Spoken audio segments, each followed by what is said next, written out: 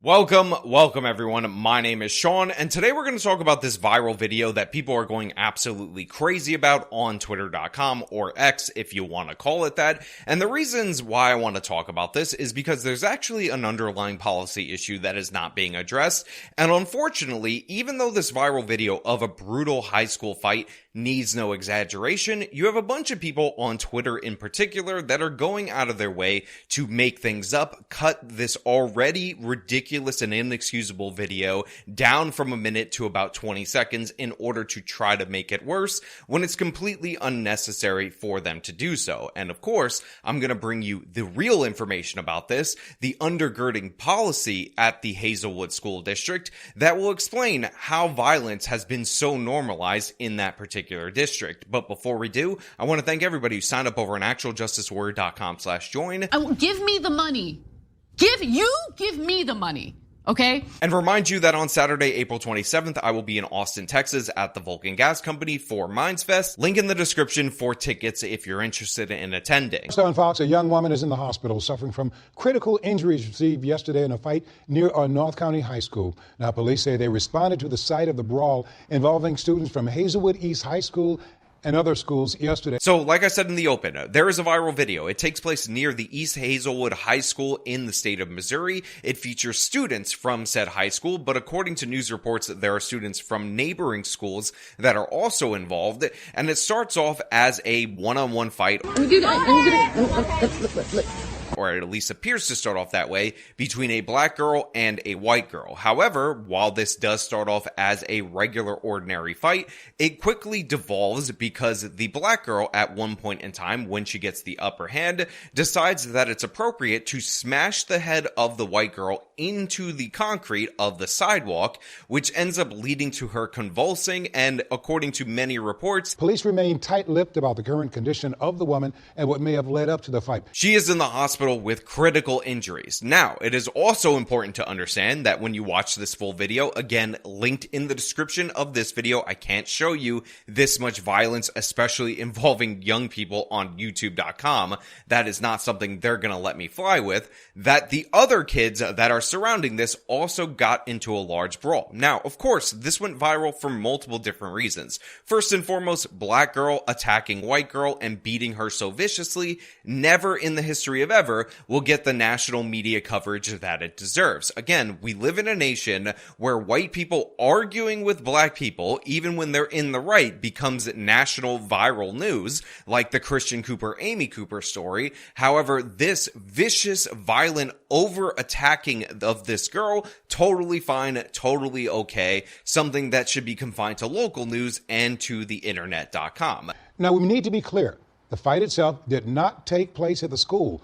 We have seen video of that fight, but we're not going to be showing it on our air. Now look, just because the mainstream media is not going to cover this for obvious reasons, because they don't want to portray black people as committing the crimes that they're actually committing, doesn't necessarily mean that the online media is going to be any better. I saw this story devolve, get exaggerated, have the clips cut down even shorter to misinform people in the audience all over social media, and it's absolutely embarrassing to see this happen over and over again. So one of the things that you need to understand about this story is the fact that the white girl and the black girl were initially engaged in a fight. You can see them squaring up in order to fight one-on-one. So this was initially mutual combat. Now, I've covered on this channel repeatedly the knockout game, where mostly black youths will unprovoked attack white people and Asian people, and basically anyone who's not black, elderly, doesn't matter, for fun and attempt to knock them out in an unprovoked way.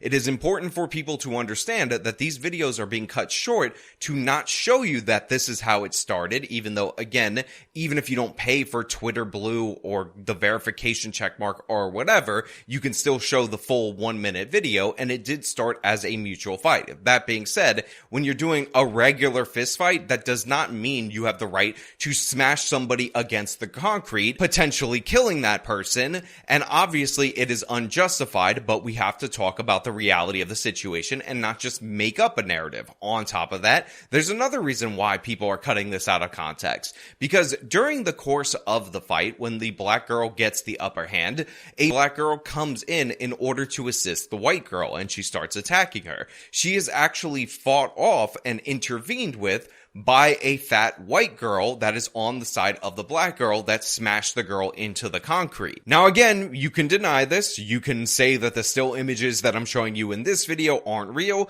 but again, if you look in the description box of this video under where it says sources, you can watch the full thing for yourself and verify that I'm 100% telling you the truth. And the reason why I find this to be particularly disgusting is because again, there's no need to exaggerate this situation or try to make it any worse when you see that girl smashed into the concrete in such a brutal way, and you think to yourself, oh, I need to cut this in a way to make it look even more horrific. There's something wrong with you because it's horrific enough on its own. And by the way, they're doing this to gin up racial hysteria, stir up racial animus, when it doesn't need to be injected any further into this situation, and it's completely unnecessary. It's essentially the internet's equivalent or Twitter's equivalent to what they did in the Daniel Penny case, the guy who, along with two other people, restrained the crazed homeless man Jordan Neely, who was threatening people on the train. Yet instead of showing you the full video or the full image, the panned out image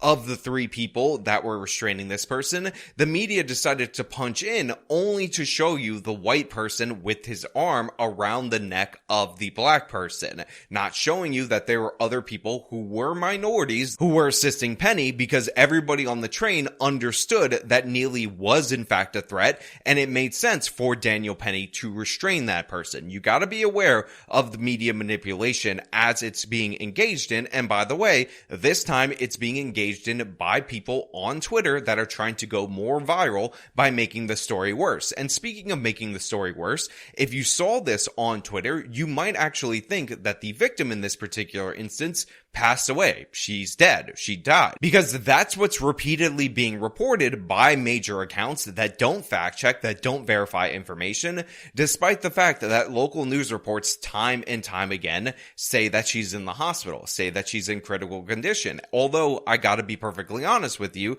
the bulk of the reporting say that the police are not releasing the status of the victim's condition. Police remain tight-lipped about the current condition of the woman and what may have led up to the fight. So we don't even know for sure if she's in critical, if she had traumatic brain injury as reported, or if she's on the cusp of passing away or anything like that. But when you think about how this information is being presented to you, when again, the full viral video is available for everybody out there in the public to verify for themselves, you have to start to question the motivation behind it. Why are you showing me, instead of this full fight, which again is around a minute long, just the part where her head's getting smashed into the ground, where it looks like this black girl is attacking this white girl and we don't have any context for it? And why are you telling me that she died from this rather than giving me the full picture? And by the way, in the head smashing portion of it, you see a lot of black people surrounding this white girl. It gives the impression that all of these black people are participating in the attack, when in reality, the scene is much more chaotic. You have a whole brawl of mostly black kids fighting each other. You did have one friend of the white girl try to defend her, and she was fought off by two girls, one white and one black, and that prevented them from being able to help this girl, and that led to her being smashed into the ground. I think that those two friends, the fat white girl and the other black girl that fought off the obese black girl, should be charged as accessories to this serious violent assault. And if unfortunately this young lady does pass away from this, I think they should be charged as accessories to murder. Now that's my take based on the full context of the video. However, people are posting not the full context. They're cutting it down. They're giving out false information that's completely unverified, sourced by random Instagram accounts from uncredible news sources that, by the way, ended up deleting the post when they got called out. And this is leading to hysteria because their intention is to generate hatred on the internet for clicks and engagement and those sweet, sweet Twitter bucks. And this bothers me for two reasons. Number one, it actually goes completely against my philosophy on why I discuss black crime on this channel. And two, there actually is a deeper policy implication that none of these lazy people who are just trying to farm engagement actually looked into that I will present to you after I explain the philosophy on why it's important to talk about black crime. So right now in current American society, we live in a nation that is gripped by a movement called Black Lives Matter. And by the way, there have been different various elements of this throughout our history that seek to portray black people as the victims in a bunch of different categories. However, one of those categories happens to be of unjust police violence, and they talk about disproportionality compared to their population of interactions with the police department, and that leads to disproportionately them getting killed by the police. And the fact of the matter is, the only way to address this absolute lie, which by the way has devastating impacts on our nation and on our criminal justice system, is to point out that black people do not interact disproportionately to the police based on their level of crime, which is the only thing that makes sense to measure their level of interaction with the police against. Why would we go based on population if the behavior of different populations is completely different? Secondly, the reason why it's important to talk about many instances of black on white crime is that we live in a society that is so starved for black people being victimized by white people, being victimized by evil white racists, that again, as I said earlier, they will churn arguments that white people have against black people into viral news stories, even if the facts of that story are the black person being in the wrong. Christian Cooper, great example of this. This guy was threatening to steal a woman's dog because she refused to obey his orders in Central Park to leash her dog. So she freaked out like many dog moms would, yet her life was completely ruined, and Christian Cooper, who was the bad guy, who had a history of antagonizing people in Central Park over this particular issue, who was the Karen, by the way, ended up getting a show on National Geographic. We also talked about this so-called bike Karen repeatedly on this channel. The media tried to convince you that a pregnant woman aged 36 years old who was getting off her shift as a nurse or medical assistant or physician's assistant, I forget exactly which, walked up to 5 17-year-old black kids and attempted to rob them for a city bike. And of course, the facts of the case show that they in fact were intimidating and robbing her. They were trying to hold down the bikes in violation of the city bike rules. And of course, they were insanely disrespectful to a pregnant woman during the process. Yet outlet after outlet tried to tell you that that woman was the bad person, that she was an evil white racist with absolutely no evidence because of the very common instance of a white woman going up and robbing 5 17-year-old black teenagers. I mean, we also had the mentally disabled woman who was in Victoria's Secret, who was antagonized repeatedly by a race-hustling black woman. That became a viral video, and this woman, who again lived in a group home for disabled people, was harassed endlessly, even though she did nothing wrong. And this lie, this great lie, goes on and on and on in our culture. So I think it's absolutely crucial for us to point out when we're looking at arguments where, again, the white person isn't even necessarily in the wrong, and those are going viral and becoming national news stories, that in terms of violent instances of crime, black people are 10 to 17 times, depending on which crime we're talking about, and yes, this includes murder, to victimize white people than the other way around. So yeah, that's another reason why it's important to talk about black on white crime, because our culture is so desperate for black victimization that they will amplify white on black arguments, which again are oftentimes, more often than not, an issue where the black person initiates the argument or is completely wrong in said argument. Now, if you'll notice in the reasons why I said it's important to highlight black criminality, I never once said ginning up hysteria and hatred against black people. I never once said we gotta give a false perception to people out there in the audience of the danger of these criminals, because just like this particular case being brutal enough on its own, the facts of black crime are brutal enough on their own, and they should not need any exaggeration. On top of that, black people are often the victims of black crime, so you're actually highlighting this in order to aid them to some degree, because we have a culture that is in denial about that, and the people who are getting murdered at extraordinarily high rates are disproportionately also black men, or black people as a whole. But these people who are lying about this particular case, who do this all the time, who play 10-year-old videos from different countries and portray them as something that happened yesterday in the United States of America, they don't give a damn about any of that. They're just trying to go viral because the only people they care about are themselves and their own pocketbook, and I'm sick of this nonsense. I'm sick of this low effort, low tier, low grade content going viral on the internet.com, especially when, if they cared, if they were actually interested, they would look into the high school in question and find out that there are crucial policy failures, including equity training for the school, that likely prevented the discipline of all of these violent kids, because believe me,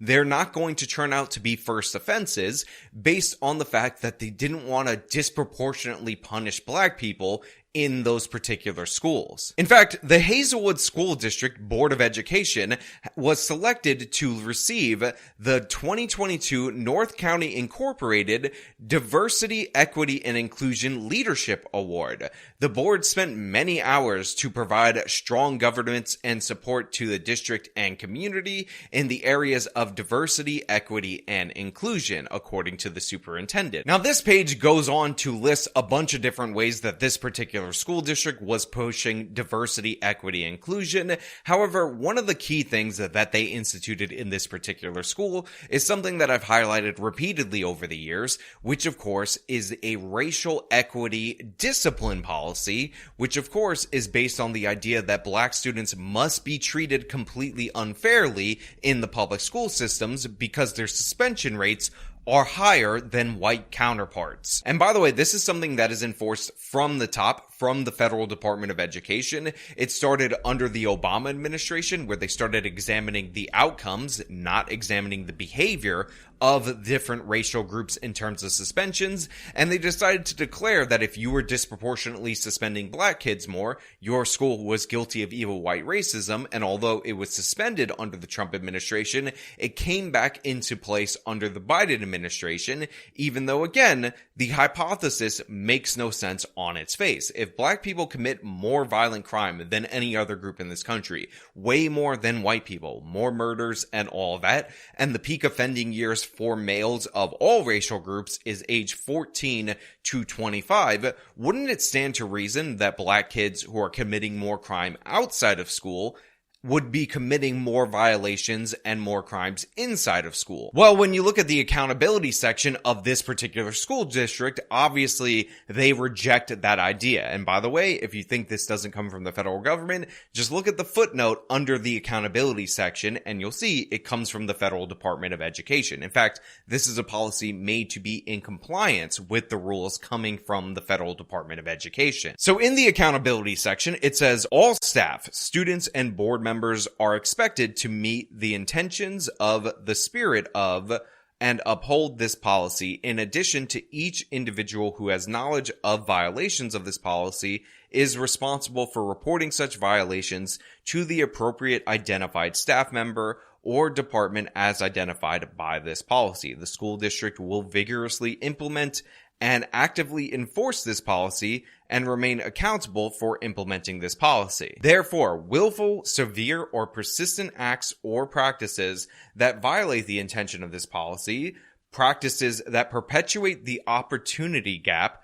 practices of institutional racism, actions that reflect bias, actions of microaggressions, actions of oppression, or actions of structural racism as defined in this policy will result in the following. Now, I will link this full source document in the description under this video, but the most important one that I want to highlight right here is the suspension policy that they're implementing, because this is the key. Because like in criminality, getting rid of violent offenders early, stopping them before they get to the point where they're smashing the heads of students into the pavement, nearly killing them, is absolutely crucial. However, they're interested in going soft on these criminals in the schools, not referring them to prosecution, not stopping them before they commit these more serious crimes, and that is reflected in the absolute unruly nature that we see in the viral video. Number 6, the district will promote restorative justice practices across our organization,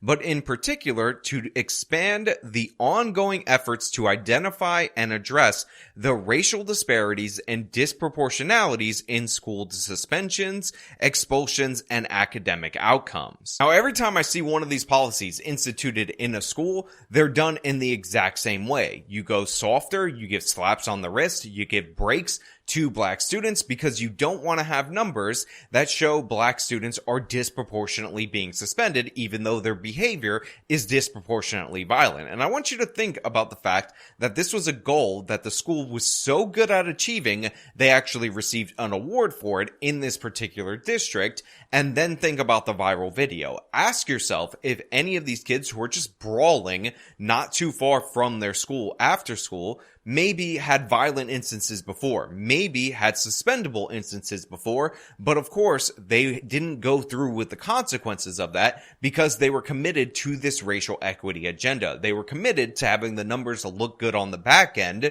that they didn't talk about the fact that the inputs were completely different. In fact, they actively ignored that. I want you to think about Head Smash Girl and think about if this is somebody who had any signs of previous offenses in her history that we would likely find out about later, that this school district actively ignored in order to win that Diversity, Equity, and Inclusion Award. Make no mistake about it, when these policies are implemented, suspensions for black students, consequences for black students, end up plummeting dramatically. And you know what goes up each and every time? I've seen it repeatedly. Violent instances in the school, problems in the school, because what happens when you can't have consequences for bad actions is those bad actions are encouraged further. So yeah, to be clear, while this story on its surface might seem like a one-off instance, in reality, in actuality, there were likely signs that were ignored and ignored deliberately so because of this school district in particular, the high school where most of these students come from, deliberately went out of their way to ignore signs of violence in order to get equity standards, in order to get a damn equity award, and that has serious consequences. And a girl may die, may suffer from traumatic brain injury, is definitely at least in the hospital right now because of it. Now look, all of this information is readily available. They brag about it on the website of the school district. The documents are public. Again, they're linked in the description if you want to check them out. Anybody who actually purports to be a journalist could have found this and reported it to you on the internet.com. But the thing is, there's no incentive for this work. It would actually be better for me to cut out the overwhelming majority of information in this video and just focus on the 10 to 15 seconds that make it look like there was no fight that preceded this, and it was just a black girl racistly attacking a white girl, also lie and say she's dead already, because who cares about facts at this day and age when you can go viral and get that sweet Twitter engagement. Unfortunately for a huge portion of the population, and unfortunately it's on both sides of the aisle, more information is actually worse. Being dumber is actually better and leads to broader appeal and more success. But I'm hoping that you guys out there in the audience appreciate the work that I put into this particular video, looking into the school district, looking into the policies that may have had an impact in this district, because I'm certain that as people look into this, we will find out that disciplinary problems went up dramatically since the implementation of this curriculum in 2021, which of course coincides with the Biden administration reinstituting these Obama-era policies. But hey, those are just my thoughts, my hopes, my opinions. Let me know your thoughts down in the comments below. If you like this video, then show them by leaving a like, subscribe for more content, follow me on my social medias, support me via the support links in the description of this video. This has been me talking about a viral head-smashing incident. Till next time.